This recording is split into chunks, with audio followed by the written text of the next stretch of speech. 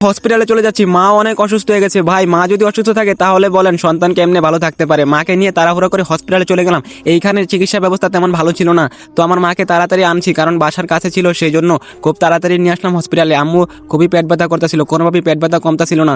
আম্মুকে দেখানোর জন্য হসপিটালে নিয়ে আসলাম। এখন আম্মুকে তাড়াতাড়ি ডাক্তারের চেম্বারে নিয়ে গেলাম, কিছু পরীক্ষা দিছে সেইখানে। এখন পরীক্ষাগুলো করাইতে হবে। আমি বাইরে ওয়েট করতেছি ভাই, আমার মনটা এত খারাপ।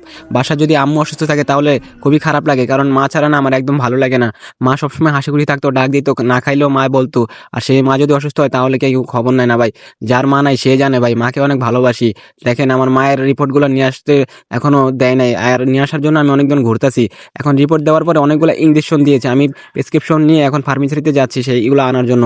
আমার খুবই খারাপ লাগছে, অনেকগুলো ইঞ্জেকশন মাকে দিতে হবে। এখন ইঞ্জেকশনগুলো নিয়ে নেওয়ার জন্য দোকানদারকে দিলাম। সেই ফার্মেসিওয়ালা দেখে সুন্দর করে হিসাব করে আমাকে ইঞ্জেকশনগুলো এখনই দিবে। আর আমি একটু চিন্তা করতেছি ভাই, মা বেশি অসুস্থ হয়ে গেছে, এতগুলো ইঞ্জেকশন দেওয়ার কারণ কি? ডাক্তার ভালো করে বললো না যে কি হলো। তো আমি কথা আর কিছু না ভেবে এখনই ইঞ্জেকশন নিয়ে আসলাম, কারণ মাকে ইমার্জেন্সি দেখাতে হবে।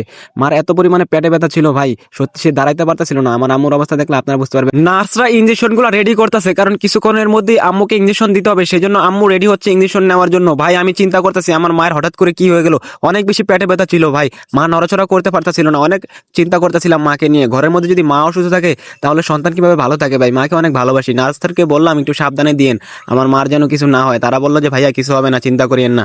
আর আমিও ভাই তাকাইছিলাম, আম্মুকে এতগুলো ইঞ্জেকশন দিতে হবে, জীবনে কখনো দেখিনি। আজকেই প্রথম আম্মুকে এতগুলো ইঞ্জেকশন দিচ্ছে, আর আম্মু অনেক বেশি অসুস্থ হয়ে গেছে। ইঞ্জেকশন দেওয়া শেষ করে এখন হসপিটাল থেকে বের হয়ে যাচ্ছে। আম্মুর পেটে ব্যথা বলে একটু কমেছে, কিন্তু ভাই কোনোভাবেই কমতা ছিল না। ইঞ্জেকশন দেওয়ার পরেও আমার আম্মু মনে করেন ঠিকভাবে হাঁটতে পারতেছিল না। আসলে ভাই মা যদি অসুস্থ থাকে তাহলে সন্তান কখনোই না ভালো থাকতে পারে না। সন্তানের নানান ধরনের চিন্তা থাকে। যেই মা আপনি না খাইলে আপনাকে জিজ্ঞাসা করে, আপনি কোথাও গেলে মা চিন্তা করে ভাই। আর আপনি বাসায় দেরি করে আসলে আপনার মাই আপনার জন্য অপেক্ষা করে, কেউ করে না ভাই।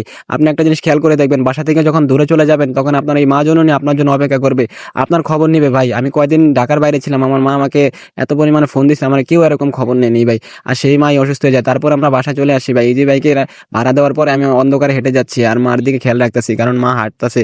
আমি বারবার চিন্তা করতেছি যদি ব্যথাটা আবার বেশি পরিমাণে ওঠে।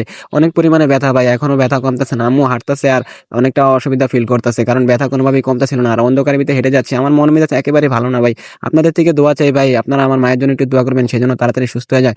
আমি সকল মায়ের জন্যই দোয়া করি, সবার মাই ভালো থাকুক, সবার মাই সুস্থ থাকুক। আর মাকে ভালোবাসবেন ভাই, মা যখন অসুস্থ হবে মায়ের খেয়াল রাখবেন ভাই। দেখবেন আপনার মা যদি না থাকে কেউ আপনার খবর নেবে না ভাই। আসলে মা না থাকলে কেউ আপন নাই ভাই, মায়ের মতন কেউ খেয়াল রাখে না। মাকে ভালোবাসুন, অন্যের মাকেও ভালোবাসুন, মাকে সবসময় সম্মান করবেন।